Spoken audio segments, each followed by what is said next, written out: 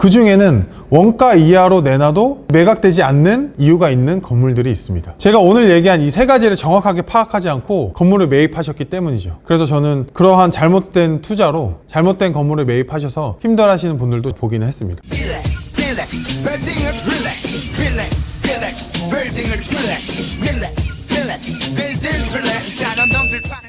PD님 궁금한 게 있어요? 최근에 상업용 부동산 담보대출 금리가 안정화되고 향후 조금 더 내려갈 것으로 보여서 많은 분들이 빌딩 투자에 관심을 갖고 있는데요. 그쵸. 아무래도 큰 금액을 투자되다 보니까 처음 투자하시는 분들이나 잘 모르는 분들은 어떻게 알아보고 공부해야 하나 궁금해하시더라고요.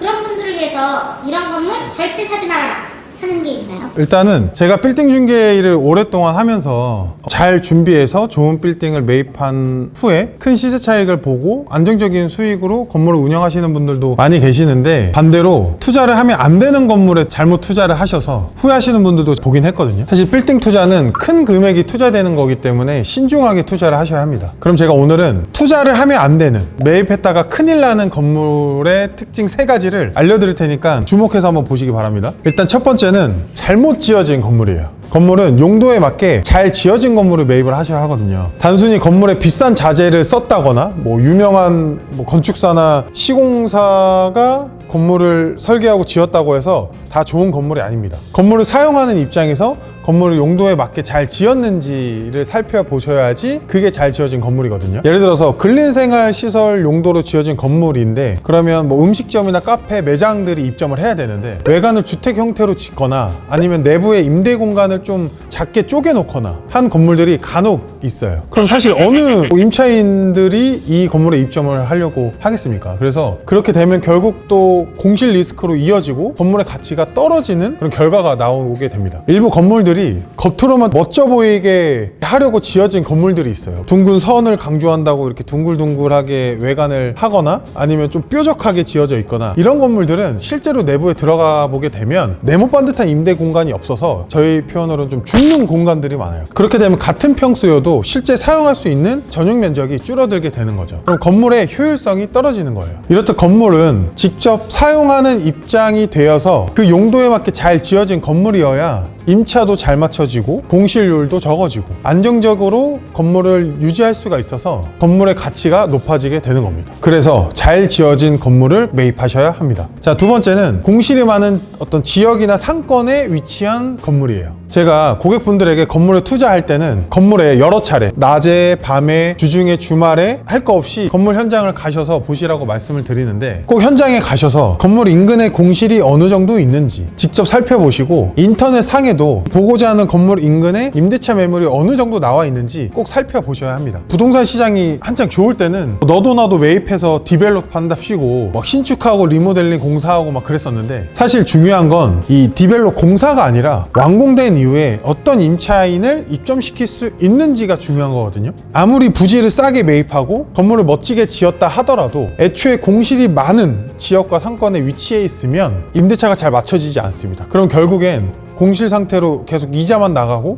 계속 공실은 이어지고, 소유주 입장에서는 빨리 팔고자 하는데도 매각이 안 될 때가 많아요. 실제로 공실 상태의 신축 건물을 어느 누가 매입을 하려고 하겠습니까? 자, 그럼 반대로 건물 인근에 배우 세대가 많거나 아니면 상권이 발달되어 있어서 오히려 임차인의 권리금이 형성된 곳들이 있고, 그래서 살펴보면 인근에 공실도 많이 없고 인터넷상에도 임대차 매물이 많이 없는 지역, 이런 곳에 건물을 매입을 하시게 되면 확실히 공실 리스크가 적습니다. 그래서 공실 없이 안정적으로 수익이 나오는 매물들 같은 경우는 건물을 매입해서 유지할 때도 마음이 편하지만 추후에 내가 건물을 매각하고자 할 때 비교적 손쉽게 매각을 할 수가 있어서 황금성이 좋은 장점이 있습니다. 그래서 건물을 매입을 하실 때 공실이 없는 상권과 입지에 위치한 건물을 매입하시기 바랍니다. 자, 그리고 세 번째는 수상한 임차인이 입점해 있는 건물이에요. 현재 건물의 매물에 전층 통으로 임차인이 입점해 있거나 매도인의 관계사가 건물에 입점해 있거나, 아니면 매도인이 간혹 그런 경우가 있어요. 잔금 이후에 임차인이 되어서 내가 여기에 계속 있겠다, 리스백 조건으로 나온 매물들 같은 경우는 좀 주의해서 살펴보셔야 합니다. 물론 이러한 모든 건물이 다 그렇다는 건 아닌데, 직접 사용할 사업 목적으로 건물을 매입하시는 게 아니라면 입점에 있는 임차인을 잘 파악하셔야 합니다. 현재 임차인의 임대료가 적정 시세인지, 그리고 임차인이 임대료를 미납을 하고 있지는 않은지, 임차인의 매출이나 뭐 단기 순이익이 어느 정도 되는지, 혹시나 향후에 임차인의 사업이 어려워져서 나갈 가능성은 있는지 꼭 체크해 보셔야 합니다. 만약에 매입 후에 잔금 이후에 임차인이 임대료를 미납을 한다거나 아니면 임차인이 갑자기 나간다고 해서 공실이 생긴다고 하면 그만큼 공실 리스크로 고생을 하실 테고 그 건물 유지 관리가 정말 힘들 겁니다. 그래서 매입을 하실 때 임차인이 어떤 임차인인지 임차인을 잘 살펴보시고서 건물을 매입을 하셔야 합니다. 결론적으로 요새 간혹 매입한 원가 이하로 나오는 매물들이 있습니다. 그러면 저희는 중개인 입장에서 왜 이렇게까지 손해를 보면서 매각을 하고자 하실까 하면서 그 매물들을 살펴보면 모든 건물들이 그러지는 않지만 그 중에는